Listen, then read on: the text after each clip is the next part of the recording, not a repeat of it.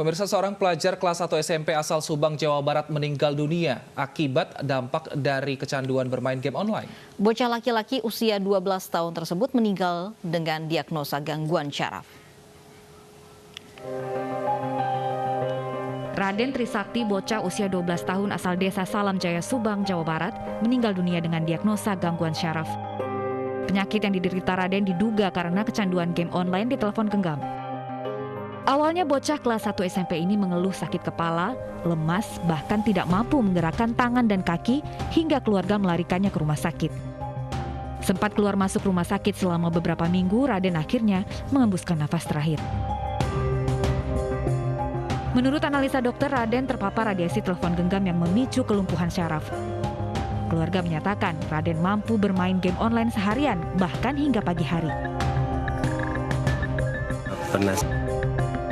Peristiwa ini hendaknya menjadi perhatian orang tua agar senantiasa mengawasi anak-anak, terutama saat menggunakan peralatan yang memiliki pengaruh pada kesehatan putra-putri mereka.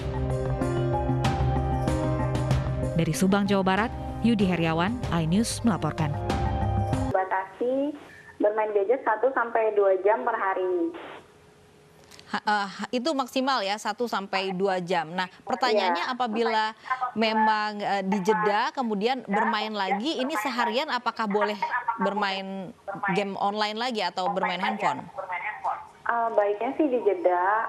Kita ada metode seperti 20 menit melihat layar, lalu 20 detik kita ajak anak untuk melihat objek jauh agar mata tidak terlalu lelah.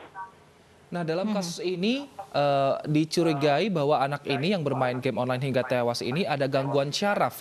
Sebenarnya pengaruh dari kebanyakan melihat handphone berlama-lama itu ke syaraf apa, Dok? Dan bagaimana kita menanganinya agar tadi tidak terkena gangguan syaraf ini? Mungkin karena kelelahan, biasanya awalnya akan menyerang gangguan otot mata, lalu nanti bisa mencapai ke syaraf juga jika durasi melihat gadgetnya melebihi dari yang disarankan. Kemudian yang perlu diwaspadai ini apa gejala yang memang bisa mengindikasi bahwa anak ini mengalami gangguan syaraf karena handphone? Kita bisa waspada saat misalnya anak itu sudah mengalami gangguan penglihatan atau ketajaman penglihatan. Lalu matanya itu biasanya dia sering merasa perih atau mata kering atau sering mengucek-ngucek mata. Terus ada gangguan mental juga bisa jika itu sudah terlalu ketergantungan atau kecanduan gadgetnya. Belikan anak kacamata anti radiasi supaya tidak terlalu langsung cahayanya ke mata. Lalu kita bisa atur cahaya gadget dan pencahayaan ruangan agar kondusif untuk mata. Kita juga bisa bantu anak untuk atur jarak dari gadget ke anak, minimal kita pantau 30 cm jaraknya. Lalu seperti yang tadi saya bilang di awal, kita bisa atur waktunya, misalnya 20 menit screen time, lalu 20 detik kita lihat, bantu anak untuk lihat jarak jauh. Lalu jangan lupa juga sih untuk cek kesehatan mata secara berkala bagi anak, juga konsumsi vitamin untuk kesehatan mata. Kemungkinan sepertinya ada penyebab lain juga, di samping kecanduan dari screen time dia yang mungkin tidak dipantau oleh orang tuanya, bisa jadi jam tidur menjadi jam bermain, jadi dia mengalami kelelahan, awalnya kelelahan, lalu ke mata, lalu ke otak, dan akhirnya mengalami gangguan syaraf. Baik, terima kasih Dr. Stefani tadi sudah memberikan tips. Assalamualaikum warahmatullahi wabarakatuh. Hello my friend, my name is Muhammad Iqbal Hoiri. Name 2304126922, my class PSPA, friend visit me. My name is Raditya Yusuf Al-Farizi, name 2304135622, my class PSPB. Hi Koiri, have you noticed how popular online game have become little?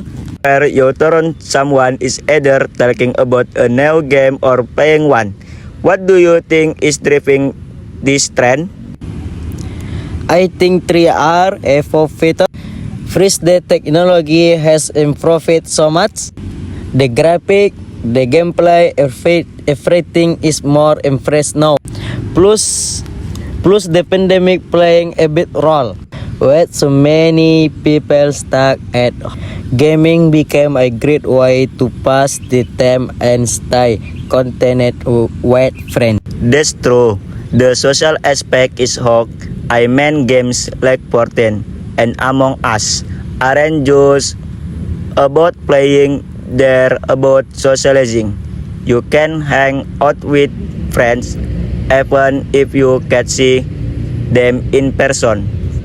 Exactly, and let's not forget the streaming platform like Twitch. Watching people play games has become as popular as playing them.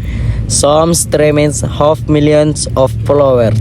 It's like a whole new form of entertainment. Yeah, it's fascinating, but do you think there's downside to this gaming boom? I mean, there are concerns about education and people spending too much time in front of screens. There's a valid point. There are definitely risks, especially for younger players. It's important for parents to set boundaries on and for players to be aware of how much time they're spending on games. Blend is key. For sure, I read somewhere that some schools are actually using games for educational purpose now, like using miniature to teach history or maths. It seems like a creative way to engage students. Yeah, gamification of education is really stressing.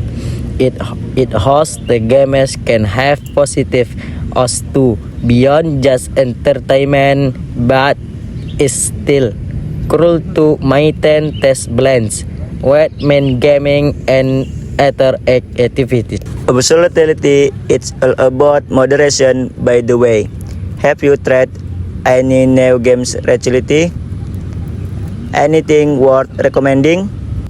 I have been playing League of Genshin Impact lately. The font world it's beautiful and the story is really hanging. Plus it's free to play which is a big plus. Oh, I've heard good things about that one. I'll have to check out. I have been into Valorant recently. It's a tactical shooter, kind of like a mix between CS:GO and Overwatch. The strategy involved makes it really exciting. Nice. I have seen some gameplay videos of Valorant. It looks intense too. You play completely. Times I mostly play for fun, but I do try to rank up. The competitive aspect definitely adds another layer of excitement. How about you with Genshin Impact? I'm more of a casual player, like exploring the world and completing quests at my own pace. The game does have some competitive elements, but I prefer to take me time with art. That sounds relaxing. It's great how games can cater to different play styles. Whether you want something fast-paced and competitive or something more laid-back and exploratory, there's something for everyone. Definitely, and it's amazing to see how the gaming industry continues to grow and evolve. Who knows what the future holds? Maybe we'll see even more integration of virtual reality or other advanced technologies. I am sure we will. The potential is limitless. It is an exciting time to be a gamer, that's for sure. Absolutely, well, it's been great thinking about this. We shall play something together sometime. For sure, Radit. Let's set up a gaming session soon. Take care. You too, Koiri, talk to you later.